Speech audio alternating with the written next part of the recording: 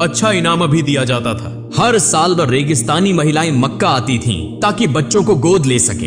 इस साल भी कई महिलाएं अपने पतियों के साथ मक्का पहुंची थीं। उनमें एक जोड़ा ऐसा भी था जो रास्ते की भीषण गर्मी के कारण थक चुका था और उनका ऊंट भी कमजोर हो चुका था। मजबूरी में उन्होंने सबसे पहले अपना ऊंट सस्ते दामों में बेच दिया और फिर बच्चे की तलाश में निकल पड़े क्योंकि वे देर से पहुंचे थे। इसलिए दूसरी महिलाएं पहले ही सभी बच्चों को ले चुकी थीं। यह देखकर उनका दिल उदास हो गया। इसी दौरान जब कसाई उनके बेचे हुए ऊंट को ज़िबा करने लगा तो अचानक ऊंट खड़ा हो गया, भागने लगा और सीधा नबी करीम के घर में प्रवेश कर गया। यह देखकर वह महिला भी ऊंट के पीछे पीछे दौड़ती हुई नबी के घर पहुंच गई। नबी करीम की माता हजरत आमिना उस महिला को थका हुआ और भूखा देखकर उसे अपने घर में भोजन के लिए ले जाती हैं और अपने बच्चे को पालने में लिटा देने के लिए कहती हैं। जब वह महिला अपने बच्चे को पालने में रखने लगती हैं, तो अचानक वह नन्हे मोहम्मद को देखती हैं, जिनके शरीर से नूर की किरणें चमक रही थीं।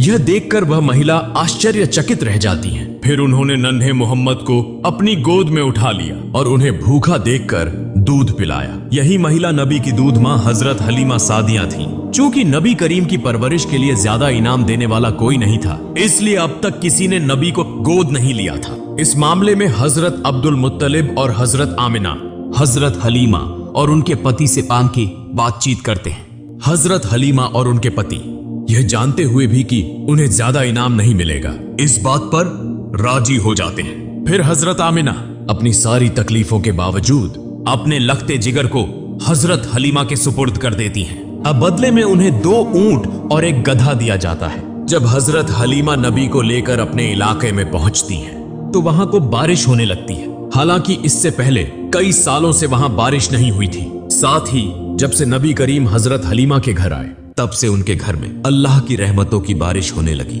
यूं 2 साल का अरसा गुजर गया।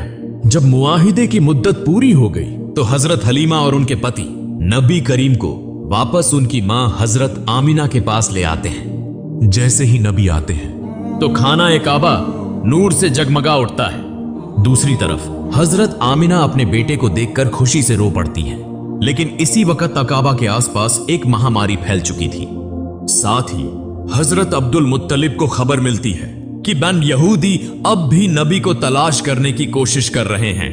किसी भी खतरे से बचाने के लिए हजरत अब्दुल मुत्तलिब दोबारा नबी को हजरत हलीमा के पास भेज देते हैं।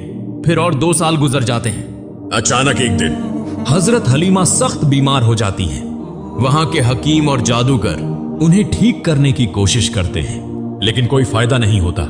यह देखकर नबी जादूगरों को वहां से हटा देते हैं